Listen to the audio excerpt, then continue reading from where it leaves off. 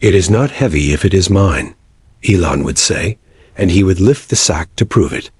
He began with 1 stone. At 16, he was told to keep the kitchen fire alive through the night. He let his eyes close. He woke to cold ash and a blue morning, and the sound of his mother coughing hard. Shame burned hotter than any coal. He walked to the river and picked a dark stone from the shallows. He dried it, warmed it by his breath, and put it in a small cloth bag. He promised himself he would carry it until he never forgot again. It felt right. It felt like taking his share of the weight of the world. When his friend spoke cruelly of him behind his back, he slipped in another stone. When he lied to win a bargain, he put in 2. When a girl he loved turned away, he took a white one, smooth as a bone, and he carried that as well. "I will remember," he said. "I will not let myself go soft." He believed that if he ached, he would not be careless. If he was careful, he would not be hurt. Soon the bag was not a bag, but a sack. The rope bit his shoulders and left marks that did not fade by morning. He began to lean forward when he walked. He chose roads with even ground. He left early to arrive with others. He ate less to keep his body light. People noticed. A neighbor offered to help him lift it onto his back. Elon pulled away.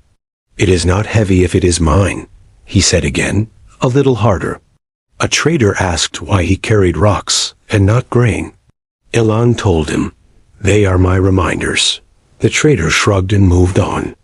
A child asked what the stones were named. Elon did not answer. His belief was a quiet captain.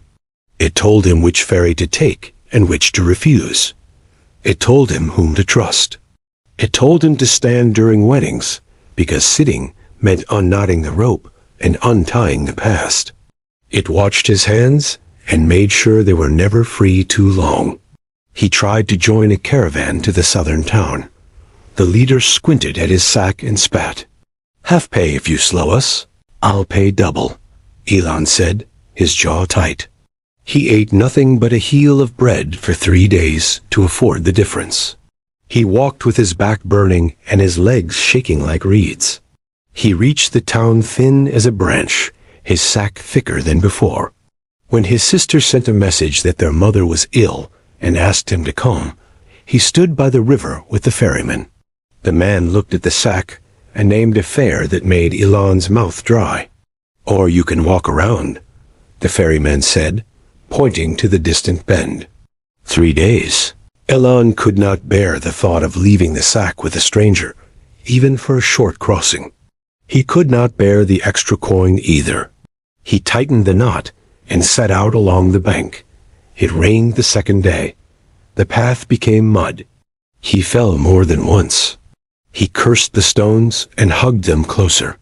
He arrived at his sister's house on the 4th evening, sodden and gray. The house was full of quiet. He went to the back room and saw what waiting had done. There was a new stone to pick that night, round and heavy as a heart. He held it to his chest and did not cry. The cost of remembering was to have more to remember. After that, the sack was not something he lifted. It was a creature that climbed on him each morning and would not be put down before dark. Sometimes he dreamed that he laid it at the foot of a tree and ran. In the dream, he ran like a boy. He woke with his arms aching where the rope had slid. Years went, and Elon's path narrowed to the places he could go while bent. He learned to sleep without turning. He learned to rise by rolling to his knees. He told himself again and again that the ache kept him honest, that the stoop guarded him from rash choices. He said this when he refused invitations.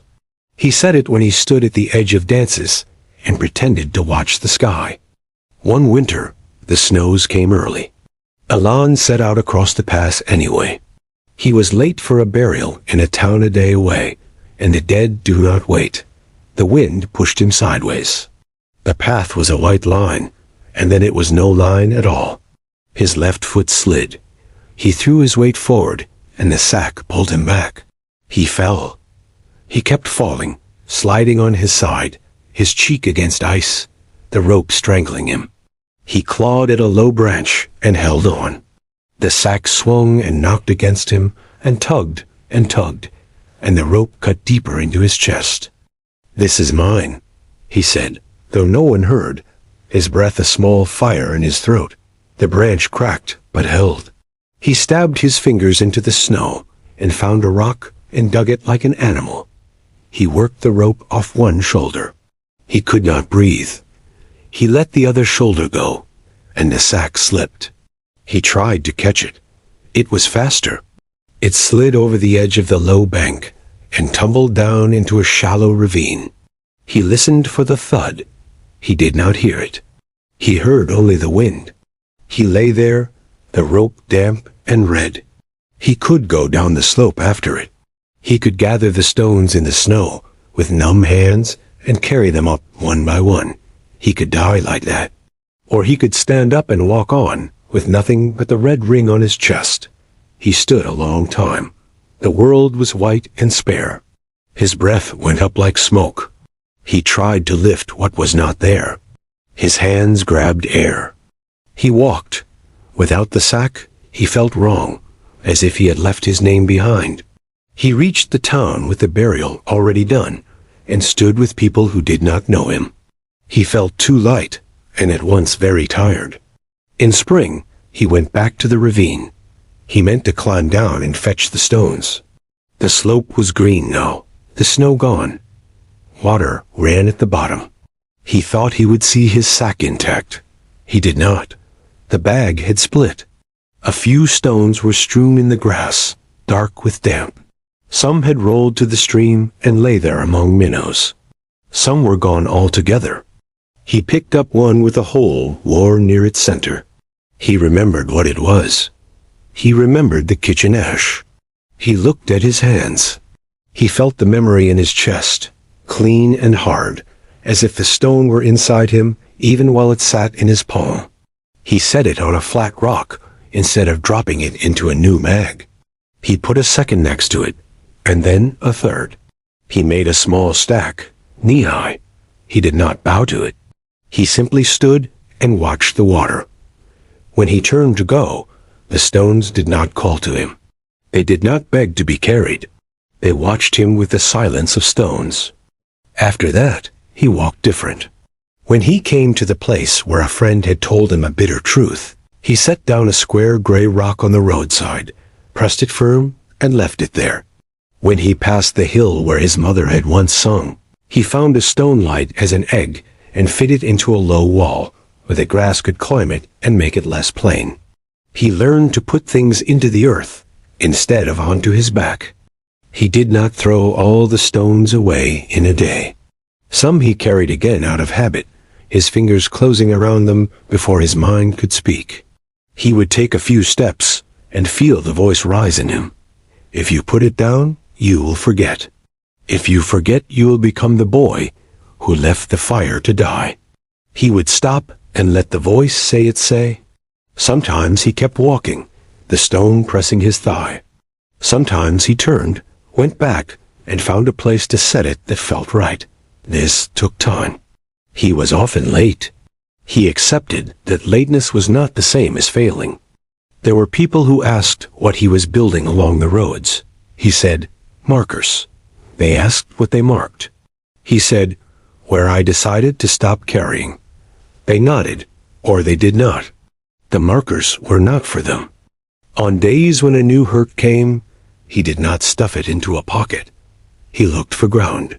If there was none close, he sat where he was. He let the hurt be a weight inside him until he found a place to let his hands do something. He did not tell himself grand stories. He stacked one stone on another. Sometimes in the wind they fell. He would rebuild them. Sometimes he let them fall and did not rebuild. He learned that nothing was erased by being set down, and nothing was honored by being dragged to the end of the world. He walked more upright. He did not become young again. His back remembered. There were days it pulled him forward as if the ghost of the sack wanted one more ride. He would slow and breathe and look for a stone to tuck into a wall or a ditch. On certain mornings, after dreams, he rose and felt for a rope that was not there. He kept one small pebble in his pocket, out of stubbornness or love. It was from that first stone by the hearth. Chipped the day he built the ravine cairn. He rolled it with his thumb when the old shame woke. He would think the shape of the house, the cough, the boy's thin blanket, the way his mother had cupped her hands near the dying coals. He would feel the weight of it, and then he would put his hand back at his side. The pebble did not tell him who he was.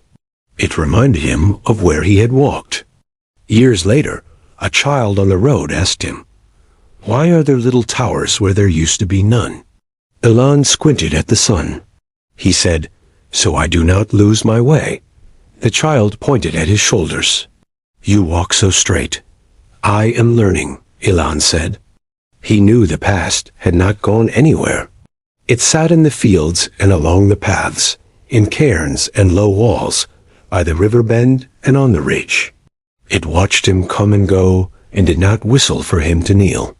Sometimes, in passing, he touched a stone with the back of his hand, like greeting a neighbor. The touch was enough. He kept his hands free to carry water, or to wave, or to lift his face to the weather, without fear of dropping anything sacred.